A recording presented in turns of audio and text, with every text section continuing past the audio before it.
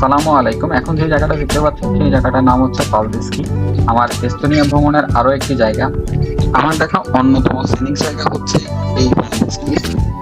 আর কেন আমি এই জায়গাটাকে এত সুনাম করতেছি আপনারা সেটা হচ্ছে ভিডিওটা দেখলেই বুঝতে পারবেন। এত সুন্দর সমুদ্র, সাথে হচ্ছে উঁচু পাহাড়, যে পাহাড়ের উপর বেসিক্যালি হচ্ছে আমি দাঁড়িয়েছিলাম সমুদ্র দেখা অসাধারণ। এত সুন্দর ভিউ পাচ্ছিলাম যেটা আসলে ভাষায় প্রকাশ করার মতো না।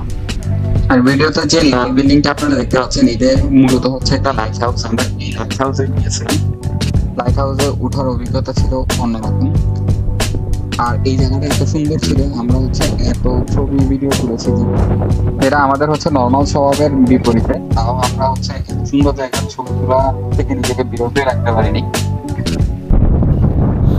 ছোটবেলায় কিশোর মুসার লাইট হাউসের গল্প অনেক শুনছি, কিন্তু কোনোদিন দেখি নাই। এই প্রথম লাইট হাউস দেখছি। খুবই চমৎকার জায়গা।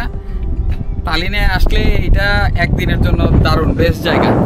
এত সুন্দর লাগতেছে, আর লাইট হাউসের উপরে উঠতে দিছে, সেফ, দারুণ লাগতেছে, এক চমৎকার।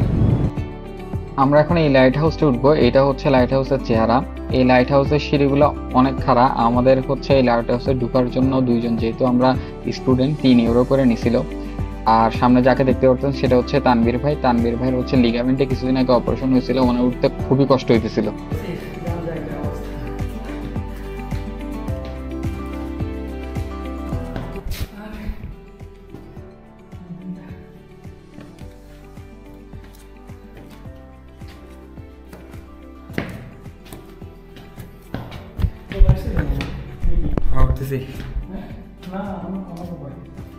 তারপর একটু দূরে লাইট হাউস।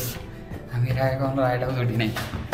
উপর থেকে এমনি সাগরটা সুন্দর, উপর থেকে মনে হচ্ছে আরো সুন্দর লাগবে। যাই।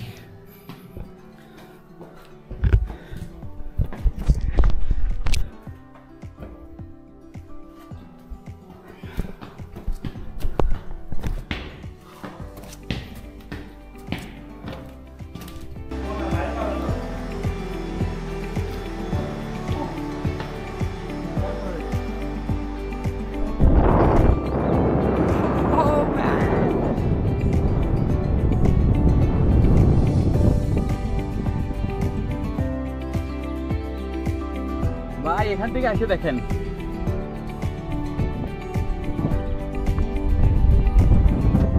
আর এখানে হচ্ছে ওরা ড্রয়িং করে রাখছিল কিভাবে লাইট হাউস গুলা হচ্ছে একটার পর একটা হয়েছে, এখন পর্যন্ত আসছে সেই আদিকাল থেকে।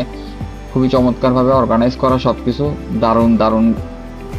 আর এই জায়গাটার নাম হচ্ছে ভিলান্দি। এখান থেকে হচ্ছে যে সাগরটা দেখা যাচ্ছে বাল্টিক সি বলা হয়। এই সাগরটা এইখান থেকে ব্রেথ টেকিং, এত সুন্দর লাগতেছে বলার বাইরে। এটা আসলে নিচে না দেখলে বোঝা যাবে না ওইভাবে।